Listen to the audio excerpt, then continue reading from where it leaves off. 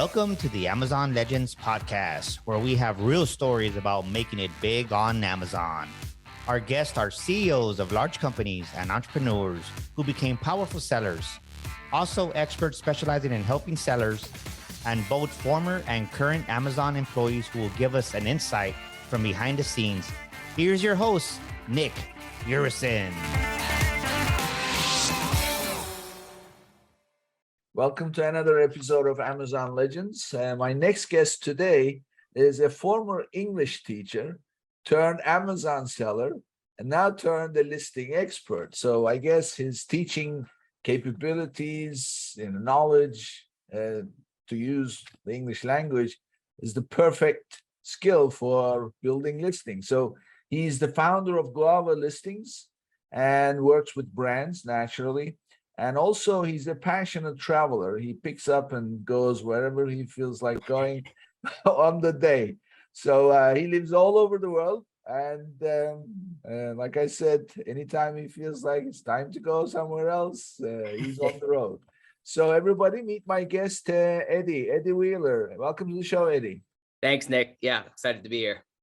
Well, it's great to have you. So today, actually, for everybody listening, get ready to build an anatomy of a listing that is going to get you dollars. So when you and I talked about this, Eddie, you mentioned a secret formula, so to speak, when you create a listing. So tell us what that is. Yeah, I mean, the biggest thing that you can do is play with the customer's emotions, right? So let's now start from the beginning of a customer's journey, so to speak. So they come to Amazon.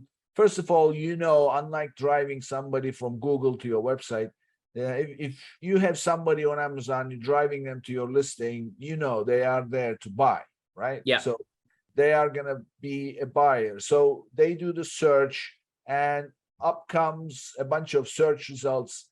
So tell us, that's where the journey starts, right? The emotion. So how does that work from that point on?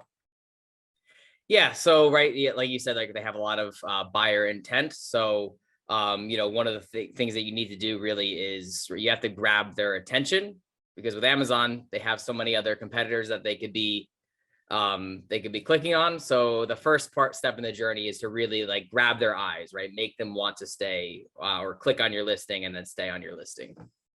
So how do you grab attention as a listing that is among the 20 listings organically on that page? And then there's a bunch of sponsored listings, and these days there's display ads. So Yep. what are some best practices to grab attention? Yeah. So I mean, one of the biggest drivers of click-through rate is obviously review count, but it's not the only driver. So that's where the things that you can really, have full control of. So that's your main image and your title. Okay. Yeah. So as far as, there's a couple of things here, because I think it's important to separate, because we're dissecting the whole thing now. Yeah. So you have millions of listings on Amazon, and based on Amazon's A9 algorithm, that's 9 different factors Amazon considers to decide who should be on the first page and in what order the listings should be listed. That's those factors deciding what is on the first page. We're not talking about that, because that's homework, legwork, you name it, right? So we are assuming all that has been done somehow. You are on page 1, or you happen to be on the page that's the buyers are looking at. What we are talking about is, now that you are one of those listings, how do you now grab the people, right? So that's what we're talking about. So what I heard you say is your reviews obviously influence, but Amazon picking you has already done the work. So there's a reasonable number of them. And now we're talking about significantly that you are in control of your product picture and the title. So give us your best practice right there on that search results page. What gets people to click on your listing? Yeah. So I mean, like really like the for the main image, right? A really large, crisp image of your product. And sometimes I mean, it does depend on the product as well, but you could also perhaps put your packaging on, right? Because with Amazon TOS, right, you can't put text on that main image. But if you have your packaging, right, it could be, it could be spelled out right in front of you, right? It could be if you're selling a white water bottle, right? You could have on the packaging white water bottle. And so like that makes someone's eyes gravitate even more to yours, because you have the words on it as well. Now, again, it doesn't work for every product, but it is something that you can consider, especially if you have nice packaging. You still want your product to be the main show. But that's just like one trick to kind of get around Amazon TOS of not being able to put text. Yeah, yeah. I mean, yeah, you're right. A lot depends on your product, but first of all, your main picture is key, and Amazon, terms of service does not allow text on the main image. Yeah. On the additional images, you can use it, and if your product is a single item, then it may be nice to just show the product, but sometimes packaging, like for example, in beauty category, health and beauty category, Sure. those products are really, the design of the bottle and everything else, it's really elaborate. So it may be a good idea to show that. And if you are selling like kits and bundles, then it's a good idea to show all the pieces, so people get an idea and say, oh, okay, this looks credible enough, right? So that's the purpose of the product picture. Yeah, for sure. What I'd like to hear your take on is something. Now, are you familiar with image theme? I'm not sure. So what happens is, this is a concept a while ago. I don't see too many listings using it, but there are some. If you go, just search.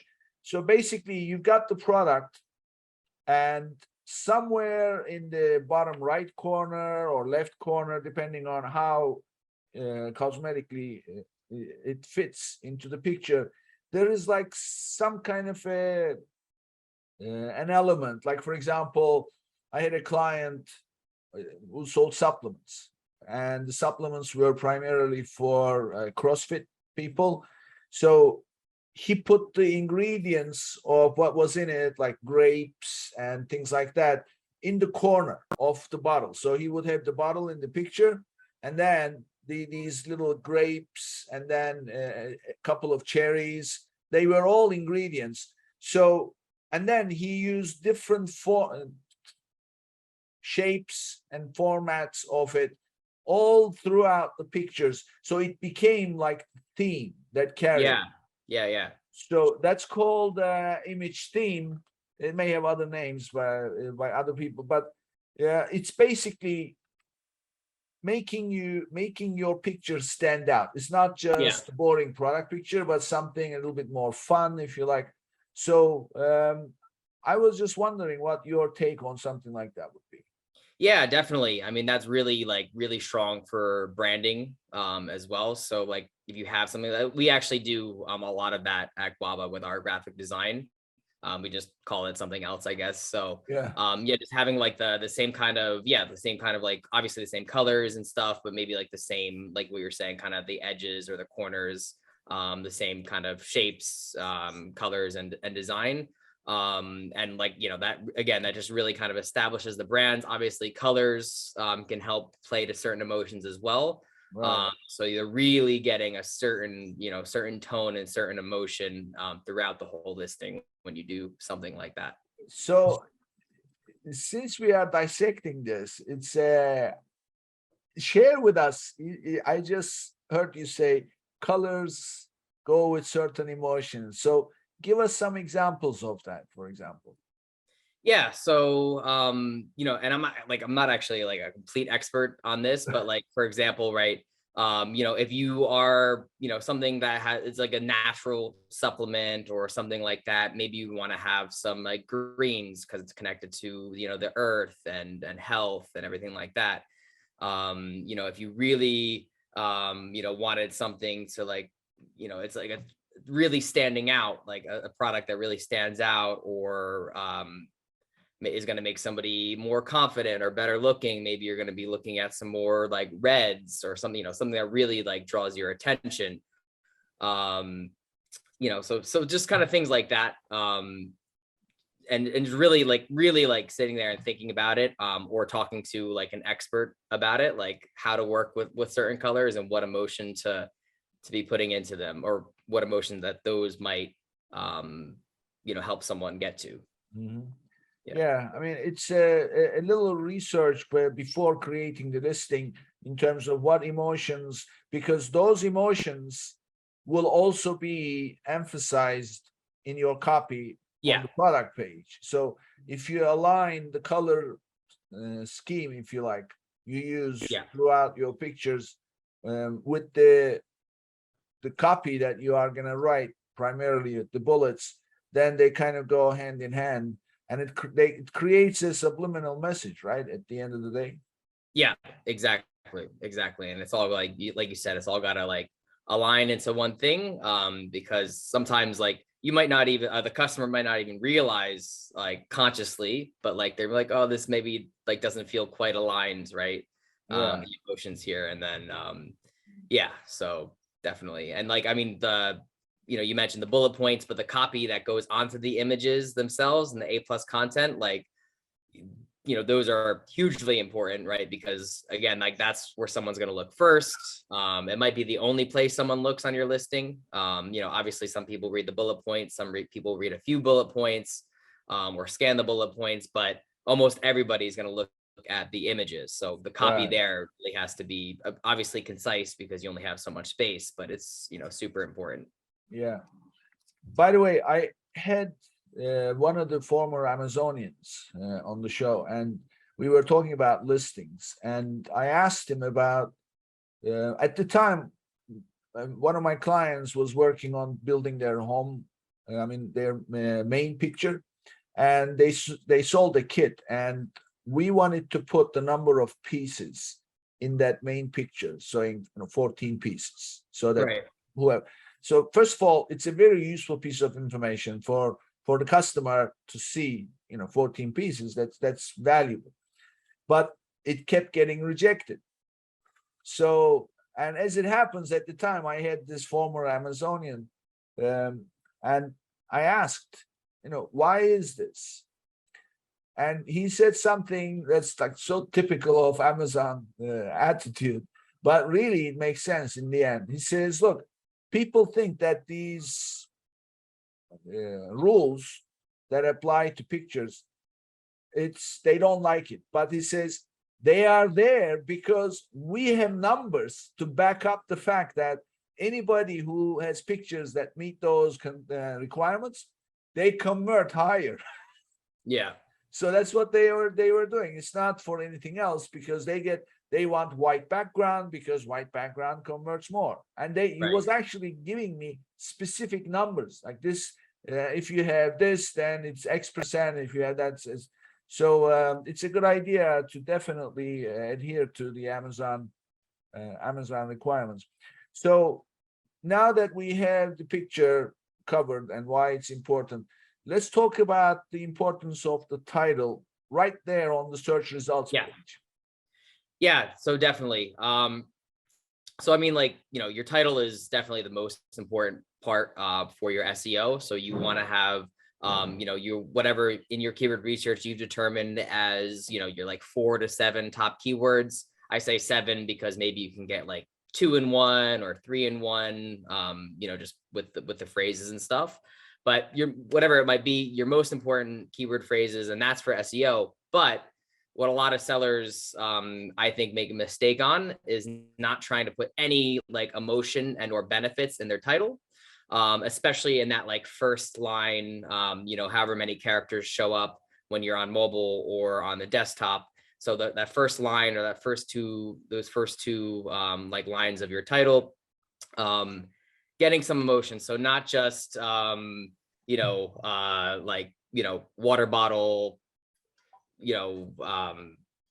double vacuum wall, water bottle, whatever it might be, like water bottle to keep drinks cold, right? So you're getting that like that benefit in to the first part of the title, which it might not have SEO benefit, but someone reading that, they might be more enticed to click because now they're getting the benefit of that, the main benefit of that product. They're reading that already. So they, and a lot of the products might not have that in the first part. So they might be more enticed to click on that. So yeah, just things like that. It's got to be super concise because you only have, 200 characters to work with. Some categories less than that.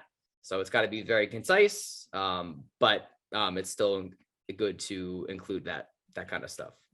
Okay, so as far as the title is concerned, I mean, you mentioned, first of all, 50% of the shopping is being done on mobile platform. So that 200 shrinks down to 95. Yeah. So when we're building our titles, we always have in an Excel file. So we have the character length calculation. So we're seeing what it looks like in 200, what it looks like in 95. So that's big deal. So in that 95, you're suggesting we have to have some kind of an emotional aspect of the benefit of the product, right? Yeah, whether it be emotion or benefit, so it could be either or, a combination of two. Just some kind, again, don't overdo it. And then you can use the later part, right? So people on mobile might not see the last 105 characters. So you can probably do a little bit more, like less flow, more keyword stuffing in that end.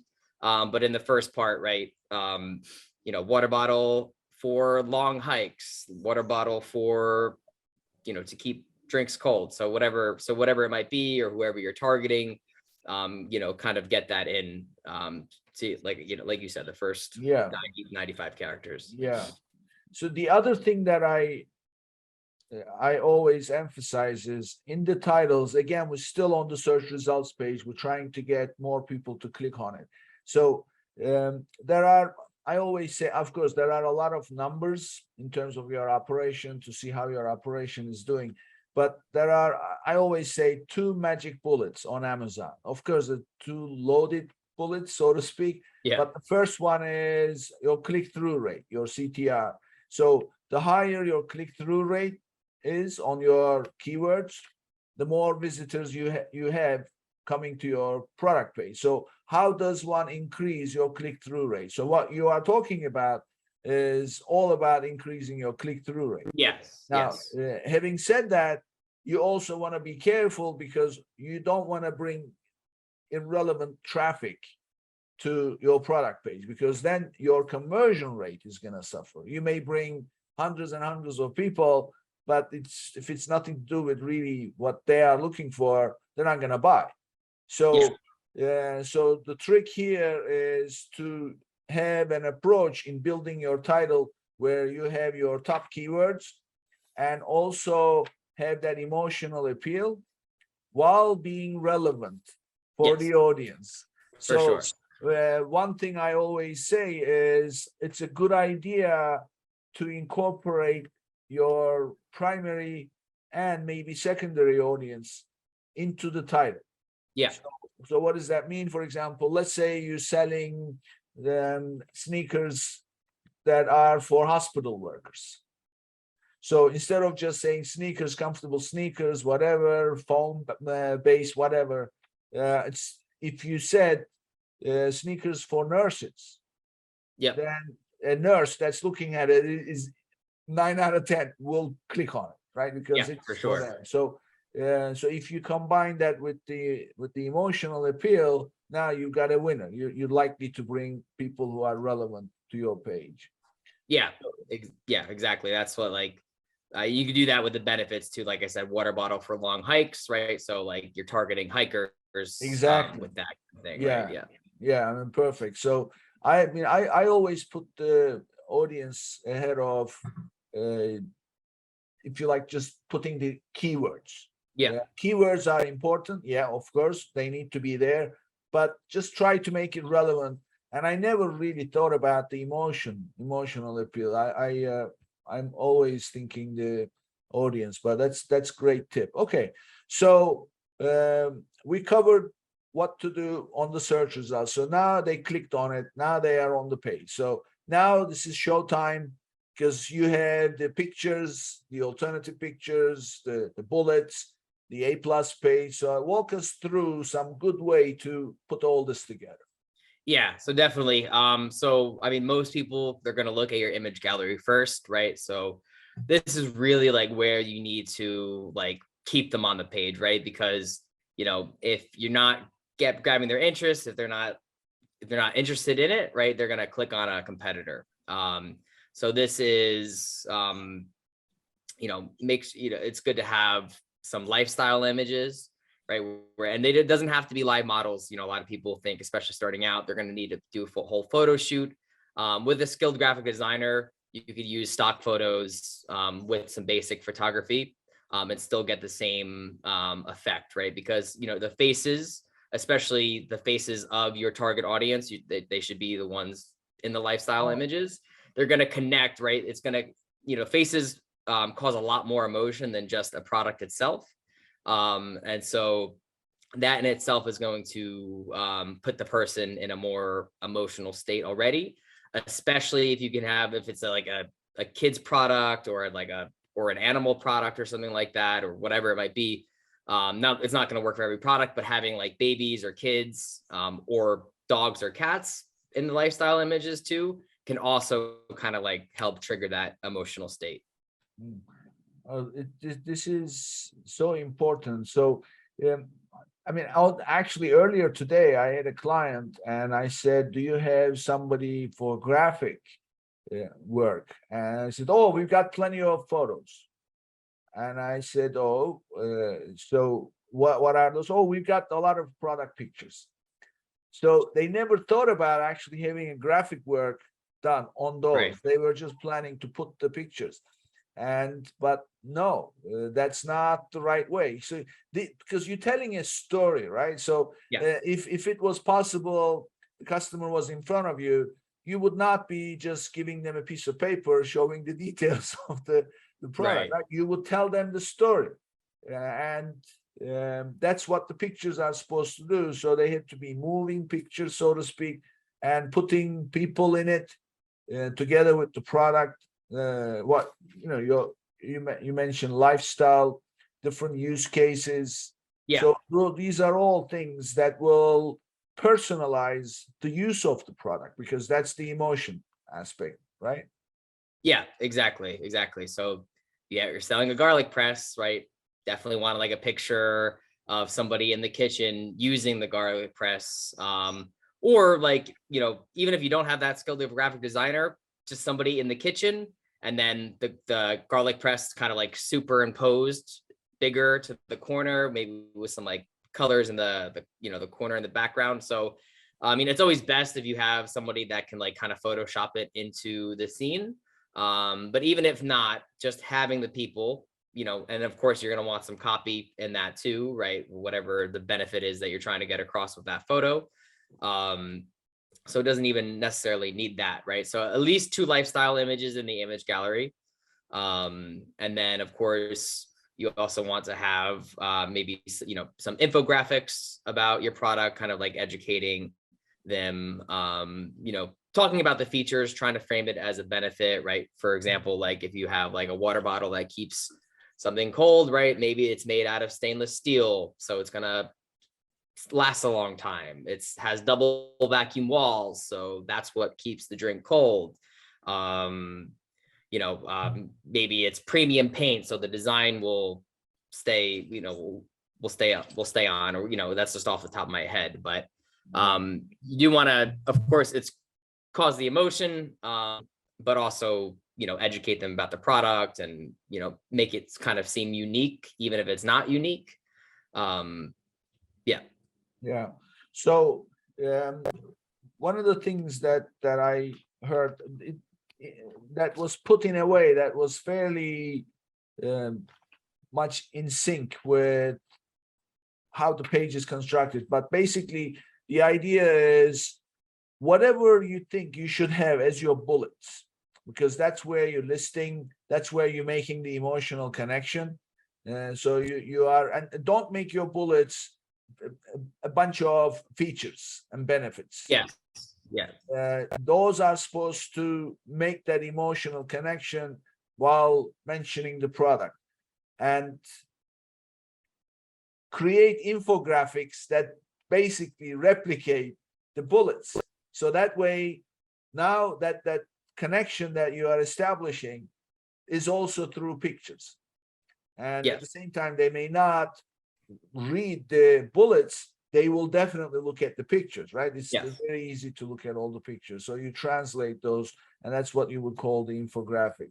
So how many pictures do you think is a good idea to have? Is there such thing as too many pictures? I mean, really, like Amazon's only ever gonna show 7. I know there's like, people can maybe like click in and like they could see an extra like image or 2. But you really want to get like your full, I mean, you could put those extra images if Amazon is allowing you to do that. But just realize that most people probably aren't going to see that because it like requires clicking onto it. And definitely want all of your like main points to be get them across in the first 7, really 6, because 1 is your main image. So the other 6 secondary images, you need to get all of your like main selling points, putting them into the emotional state. That needs to all be done in the first, in those 6 images. Or if you have a video, then you have 5 images, but obviously the video can also do a lot of those things as well. Yeah. What is your take on utilizing seals? Like, so there are certain, like for example, again, just recently working with this client, I looked at their photos. There was just product pictures. There were nice looking photos, professionally taken, but there was no graphic work. So I said to them, do you have like any awards? And while we were working, they said award winning. I said, which award? And they started listing all these awards, and it was kids product, and so parents choice gold award, and then this foundation award, and award after award. I started listing, and I'm looking up these awards, and they all have like symbols or seals. Oh yeah. I said, well, why aren't you using these? These seals should be underneath every picture, not as the main picture, but it basically says, look, this is a credible product. So what is your take on using seals like that in pictures? Yeah, definitely. Establishing any kind of credibility like that from, an outside source is always like a good idea. So, I mean, it could be one photo that you kind of have like all your awards or certifications or whatever it might be. Or like you said, kind of like putting them throughout like on another part of the image. So I think either could work. So yeah, I mean, like, or like it could be like as seen on, if you're in some magazine or some newspaper or a news show, you could, put that as seen on here, mentioned here, because all that, is outside credibility, which is always good. So now if you've got a nice picture, let's say a lifestyle picture, and then you've got a nice image theme that governs that whole presentation, and then you've got the seals around it. That's a powerful way of presenting your product, right? You're saying this is who we are. You kind of putting the brand image. You're obviously showing the product, and then you have all the confidence building elements in the same picture, right? Yeah, for sure. Yeah. I mean, the reason why we're talking about this so much is because it's 50% of the deal, right? Yeah, it really is. It really is. Yeah. Yeah. Okay. So let's move on to the remaining 50%. So outside, so we covered the title. By the way, once you hit the page, do people pay attention to the title anymore or not? It's probably not as much. I mean, they could scan that really quick. And so it is still a good idea to have like, important product details, like maybe in the later part of the title, right? Like how many pieces of the set come, what maybe like a certain material that's in it. So that can be important, but for the most part, I think once people click on the images and like, studies that I've looked at or click on the listing, it's like their eyes kind of go right to the image gallery. Yeah. I mean, that's my experience also. It's whenever they land on the page, now they're looking at the pictures, they're reading the stuff. If they are sold on the first couple of pictures, then they look at the bullets a little bit, and then that's where you seal the deal. Your bullets are your closers, right? Yeah, or the A+ content as well. Yeah. So let's talk about the bullets. So give us your sense of the best use of the bullets. Is there like a number you must have all 5 or 4, or what is your take on it? Yeah, definitely have all 5. I know there's certain listings and that can have up to 10 now. So if you have 5, definitely use all 5. In terms of length, we go with like 200 to 250 characters. And there's a few reasons for this. That's like, it's because if you have 500 characters, which is kind of like the absolute limit, that's just like big block of text. No one's going to want to read that, especially if they're shopping, right? So you're going to intimidate the person from reading. Too short, and you might not have enough time to really build up any emotion with that, or get in as many keywords as you can. So with 200 to 250 characters, it allows you to get 2 keyword phrases in, while maintaining flow, while maintaining that emotional driving copy. And so now you're making both the ranking algorithm happy, right? The search algorithm. So you're making that happy. And then you're also making the person reading happy. And because, obviously there's people who try to stuff in like 10 keywords. Well, that's not right. That's not going to have any flow. Someone reading that's going to be like, oh, this is unprofessional, or makes like no copy. sense, right? It They makes no read sense. it doesn't say anything. Yeah, there's no right, because when you're putting someone in an emotional state, right, you really want someone to be in a daydream. So if it's all super choppy with all these random keywords, they're never going to be like in that state where they're thinking about themselves actually using the product, which is kind of like, that's the daydream that we want to induce with our copy. So okay, so I think this is a good time for us to go through some notes I have here. I saw this in a presentation, psychology-driven presentation, because it's all we're playing the psychology game, right? So with all the copy on the page. So there are 8 core feelings that cover 100% of the world's population in terms of driving their actions. So let's see how they would apply to listings. The first one is survival or safety. So how would you utilize that feeling? What would be a good way to incorporate that sense of survival or safety into the product?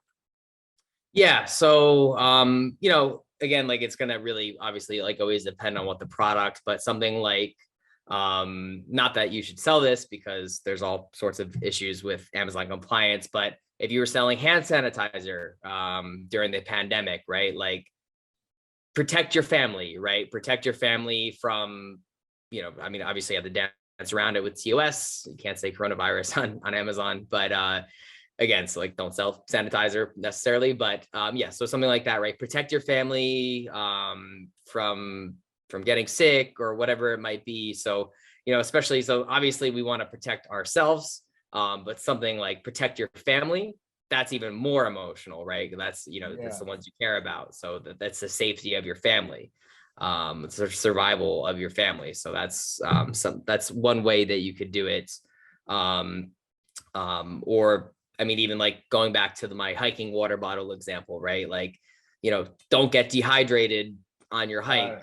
Have this water bottle, it keeps you drink cold, stuff like that, right? So it's like kind of, that's great. So what you are really emphasizing, Eddie, is you're not listing a bunch of features and benefits. What you are saying is you translating that into an emotion, into a feeling that people will say, and in this case, the top one being survival or safety. Yeah. This is going to protect you. So the second one is people connect over food and beverage. So if you bring some kind of course, it depends on the product, but these are just going to, so anybody listening, some of these will apply exactly.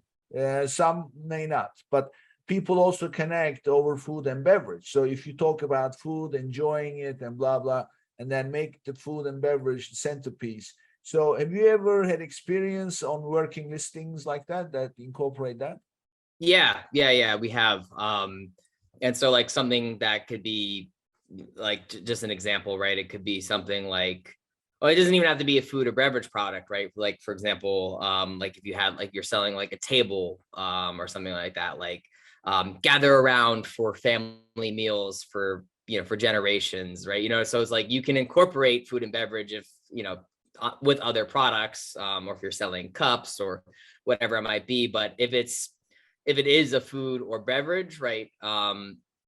Going into maybe, like, serve this hummus at your party, right? Have an awesome party. Obviously not exactly that, but that's the thinking behind it. Yeah, that's great. That's a great example. So the third one is prevention of fear or pain. So if your product can be utilized in communicating that message, so share with us some of your thoughts or anything you use this kind of feeling for. Yeah, so preventing fear or pain. Yeah, so I mean, it could be, if, like for example, like a knee brace or something, like which sometimes it could be used to like soothe pain, but also like maybe someone's older, and maybe wearing that knee brace can help prevent an injury if they're lifting weights still or something like that. So like, go hard in the gym without worry because this knee brace will, Yeah, that's whatever a it great might be. example. There's a lot of gym enthusiasts. So focusing on their pains, I mean, literally the pains and the aches Yeah. that you get after a good workout.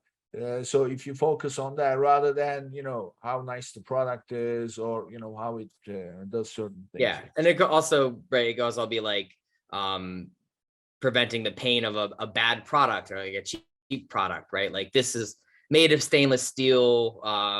This garlic press will last longer than the plastic versions, or like, so don't buy 5 garlic presses in a year. It's kind of a stupid example there, but yeah.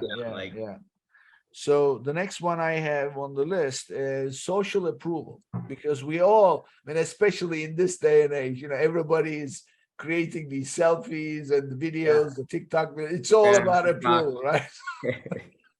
It's a crazy world. So give us some examples how they can utilize the sense of social approval in their listings. Yeah, it could always play to like maybe like, especially if it's like a clothes or jewelry item or whatever, people are gonna ask you where you got it. People are gonna give you compliments about it, obviously wording it in a slightly different way than that. But yeah, just playing like, oh, you're gonna be pretty much, you're gonna be the talk of the town, right? Like somehow get that message in your copy. Or like, actually one of the first items I sold was kind of like was like a party decoration. So it's like, like you're gonna have the best, you're gonna, all your friends and family will talk about the party for years, kind of thing. Like, or you're gonna have the best party of the summer. So, yeah. Yeah, become the star of the party with this bracelet or whatever. So yeah, great. And the next one I have is actually something that is in our DNA, and that's companionship, being part of a group. So this is an interesting subject in the sense that I read a book recently, and 2 psychologists wrote the book, but they did this study into our DNA. And in our DNA, in the most introvert person, antisocial person, that person in his or her DNA has the need to be attached to another person. Yeah. So we love companionship. We love to be part of a group. So share with us some of your thoughts, some examples of how that can be shown in the bullets or in your copy. Yeah, so it could be like other things like, all right, so if you're selling a gym product, you could say like, other, fitness enthusiasts have been using this product, right? So, you might even like want to like, put a like, another thing you could do with your images, your A+ content is like put like a review or like testimonial or something like that.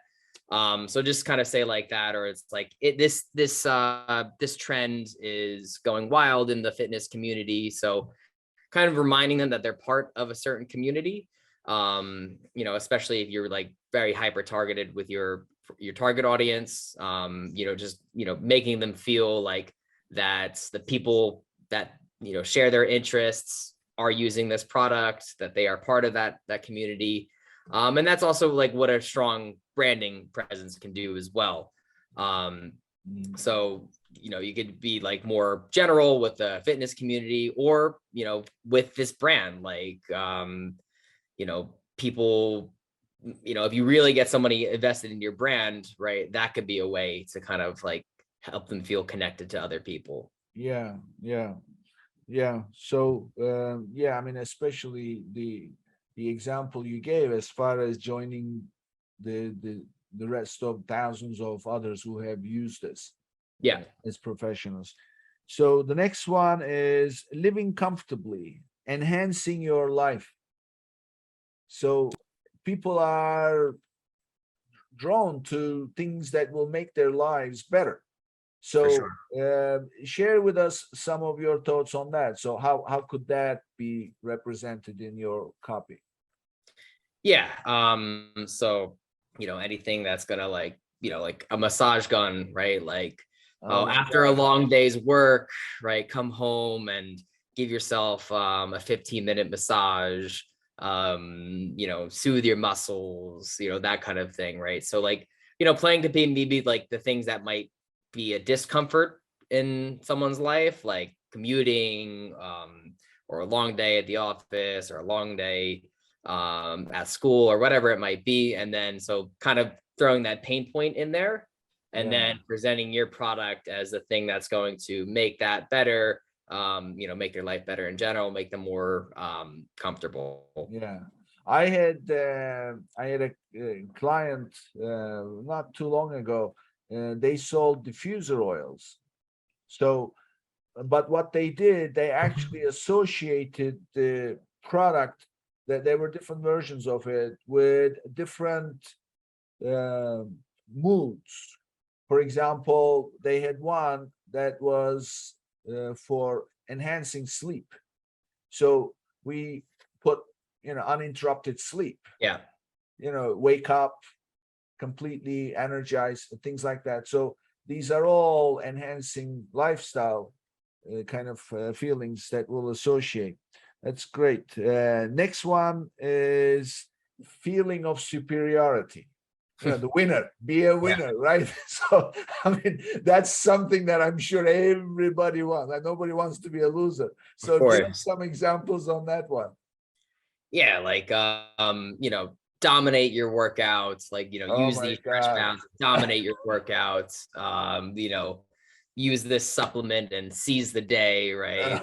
Like, yeah, this is great. Go faster, better, so yeah, anything like that, really, like where, anybody can, succeed more at school, in life, just in life in general, with relationships, anything, anything that they can win at, just really make them feel empowered. And like, that kind of also brings up like one of the biggest points that I usually have with people. And that's like, be like kind of, make your copy action oriented. So don't say this will make you dominate your workouts or make your workouts better, right? Dominate your workouts, right? So you doing it, right, with the product, but it's you doing it, right? And so, that's going to already, like, it already gets them kind of imagining themselves using the product. and the benefit and emotion that they're going to get from that when you're Yeah. kind of more in that action verb, using more action verbs. Yeah, that's true. Yeah, I always say, yeah, when you want somebody to do something, you don't say you could, you would, you should, right? Right. You say do Yeah. it. So be direct, and then connect emotionally. And the last one is love of yourself or others. So showing compassion, showing love, showing care for people through the product, right? So can you share with us some of your thoughts on that? Yeah, I mean, it's one of my favorite ones, I think, because I mean, love is probably the most powerful emotion there is. So, something like, all right, like if you are a husband or a boyfriend or partner, getting your girlfriend or wife or whatever it might, whoever it might be, a gift for Valentine's Day or anniversary or their birthday, right? Don't just say great gift for girlfriend, right? Or great gift, right? Because first of all, people have seen that great gift, perfect gift. They've seen that a million times, right? Instead, use the headline, she's going to love it, right? Or something like that, right? Or like watch her face light up as you give it to her. Oh my God. Because like, right, that's like, so now the person's imagining their wife or their girlfriend or their partner, so happy and excited to get this gift, whatever the gift is. They're so excited. So now, now you're having that emotional experience just by like reading that text, and maybe that's on an image of a girl or woman like getting a gift and being super happy. So now you're imagining your partner like that. And so, I mean, the likelihood of that person buying now is much higher. So Clearly, that kind of thing, or like, if you're getting it like for your kid, right, a toy, like, they're going to go absolutely bananas when they, play with this toy or whatever it might be. So just like imagining, projecting the emotion onto other people around them. Yeah, this is great. Eddie, I feel like I don't know if you watch the late shows. I used to watch all the time, but I don't watch anymore. But Jimmy Fallon sometimes has these little silly games that they role play with the guests. He says, "Oh, he had one of the most memorable ones was he had John Travolta as his guest." And then the two of them got up and they had one of those wheels. You would turn the wheel, and then it would be one of the John Travolta movies. And then each one would play John Travolta, but of course, John Travolta playing himself and Jimmy Fallon. So I feel like who's doing better? So I feel like that, we role played all 8 feelings here. And then you were great giving these examples, because it's one thing to say, okay, these are the feelings. Yeah, okay, how? And you have provided so much material here to inspire people to start thinking about their listings. So this was great. So no wonder why an English teacher becomes a good listing person. Yeah, for sure. So I just want your take on a couple of other things, since we're talking about Amazon. When you work with sellers, give us your take on what is a good team. What does it look like in terms of roles and responsibilities? Obviously, we covered content, so that has to be part of your. So, but give us the overall to be successful on Amazon. What does a good team look like? Yeah, I mean, I think easily. I mean, most like 7 and like even lower 8-figure sellers can really get away with just like probably like 5 or 6 team members. It doesn't have to be this huge operation, right? And so you might have a person that handles and like this could be even done with like VAs from the Philippines or from India or Pakistan. There's a ton of talent out there as well, so you could always look there. So maybe you have somebody that runs like all of your social media, right? Especially, at first, right? If you're just launching a few products, like you're probably going to be doing everything yourself. But once you get a little bit bigger, maybe you have a few brands, maybe 15, 20, 25 products. You might want somebody that runs all of your social media, right? Because that's a lot to keep up with. And that's something that could also, easily be outsourced. That person could also probably be doing customer support, whether they message your social media pages, they message you on Amazon or anything like that. So that could probably be the same role. And once you have enough products and brands, that could definitely probably be a full-time role. Then PPC is something that's, again, you should definitely learn that yourself, know what you're talking about, kind of, because that's how you're going to understand if somebody else knows what they're talking about, or is going to be, delivering good results. But that could be, you could hire internally, or another good way to go is like just finding a PPC agency. So that they could still be kind of like part of your team. And then other things would be like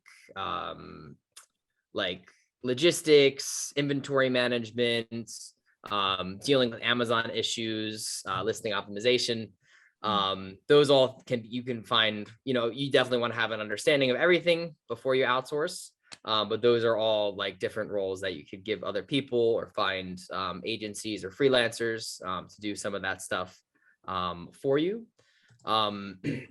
There's probably some big things that you want to keep doing yourself, like supplier negotiations, obviously just being the visionary and the big high tactical decisions, and maybe product research that can also be outsourced. But I know that's like a lot of Amazon sellers, that's probably kind of like one of the last things that they get other people to do, because they kind of want to be driving the ship. Yeah. So, and by the way, add to that somebody for the financials and analytics. Yeah. Stay on top of the numbers, right? So, because everything translates into numbers, and it's a good idea to have somebody. This was great, Eddie. So, tell us a little bit about yourself. Where did you grow up, for starters? I know you're traveling. You're traveling. What is it called? Traveling, digital nomad. Traveling listing man. So before you become traveling listing man, where did you grow up? And give us your life experience a little bit. So I grew up in New Jersey, in like just the suburbs of New Jersey. Growing up in the suburbs, went to really good public school system and everything. So that was, obviously like, a good place to be growing up. I think one of the biggest like influences on my life was actually being a Boy Scout and attaining the rank of Eagle Scout. Because that really that was, I think I started when I was 11 or so, and then I got Eagle Scout as I turned 18. So, it's like a 7-year journey, 7 years of rising through the ranks, doing certain requirements, and all kind of culminates with this big service project that I did for the community. So I think that really, looking back, I haven't thought about that in a long time. But like looking back, I think that's kind of what really helps kind of instill a work ethic and like thinking kind of more longer term, like big things like take a long time. So I think so many people today, they look at, maybe they saw like one Amazon video, they're like, oh, I'm going to become rich in a year from doing Amazon FBA, which like, it's just not true. It's a very big multiple year journey. So I think that was like a huge influence on kind of like, okay, I know things take time, and kind of just doing something every day, just kind of chipping away at it kind of thing. So it's interesting when you put it like that, because being an Eagle Scout, I'm assuming that you need to have discipline, right? You need to have discipline, adhere to strict rules, and a set of values that are important, that keeps everybody together. So was that kind of something that you embraced because you've been through it, or that appealed to you in the first place, so then you found your home? Which one was that? It grew on you, or the biggest appeal was, I mean, like, obviously, like I liked going camping and stuff. And so that was kind of like, the big, at first, right? Because like in the beginning of Scouts, it's all about learning outdoorsy skills and like other skills and stuff, right? That's kind of how it all starts. And then as you go through the ranks, right, part of the requirements to advance is becoming a leader in the troop. So now you're teaching the younger scouts these skills and organize the meetings, organizing the campouts. What are you going to do?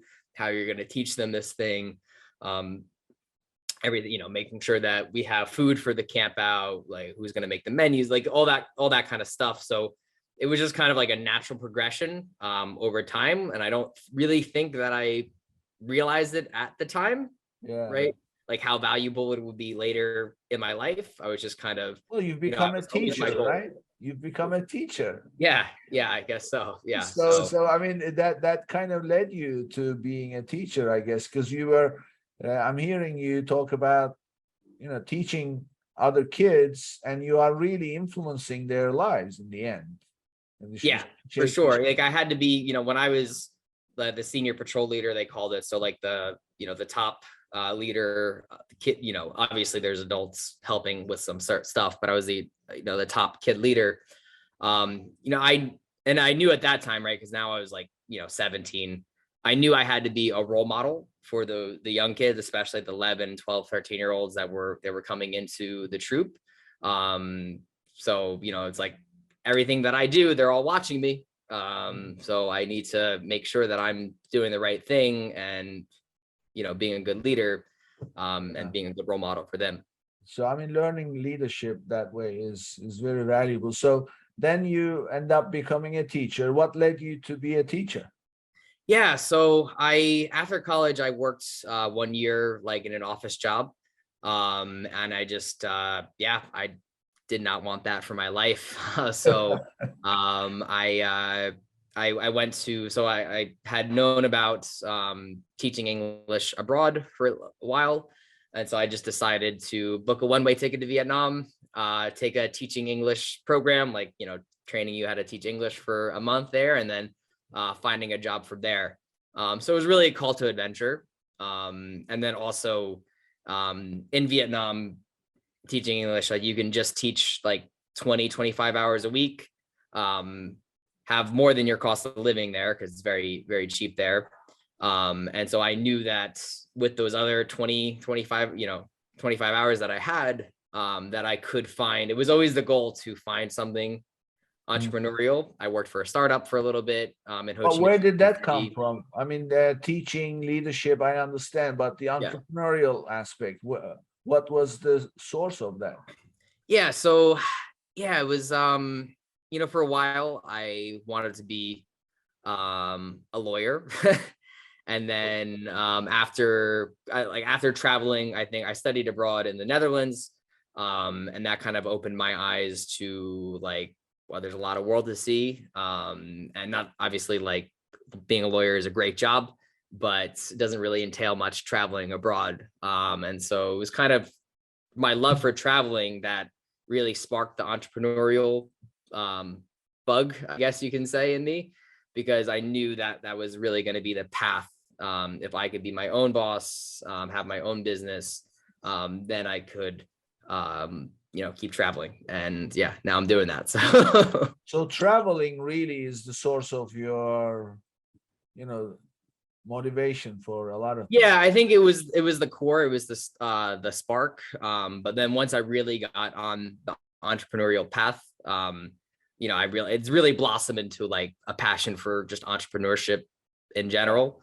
I'm always watching videos, interviews with entrepreneurs. Doesn't matter like what field or what niche that they're in. I just always I love hearing people's stories and, all the things they had to overcome and everything like that. So what started as just, okay, I want to travel and kind of make my own schedule to, well, okay, now I really, want to build something big and make an impact. And yeah, that's great. And that's exactly what you're doing. I mean, just in this hour, everything that you mentioned and how you put it in perspective, I'm sure a lot of people will benefit from it. So, Eddie, give us your contact information. How can people reach you?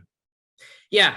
So best you can email me at eddie@guavalistings.com. You could visit our website, guavalistings.com. We have some blog articles, and we're actually about to start pumping out a lot more of those. And then also, if you want to get in contact with us, we are happy to give you a free video analysis on one of your listings with personalized action steps that you could take, that will lead to higher conversions and sales ultimately. So if you want something like that, just get in contact with us the ways I just mentioned. So great.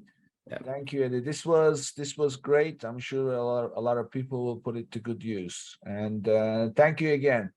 Yeah, thank you. All right, and that brings us to the end of another episode, and I'll see you on the next one. Thank you for tuning in to today's episode. Be sure and subscribe, rate, and review our show. And be sure and share an episode with a friend. And thank you so much for being with us today. We'll see you next week here on Amazon Legends.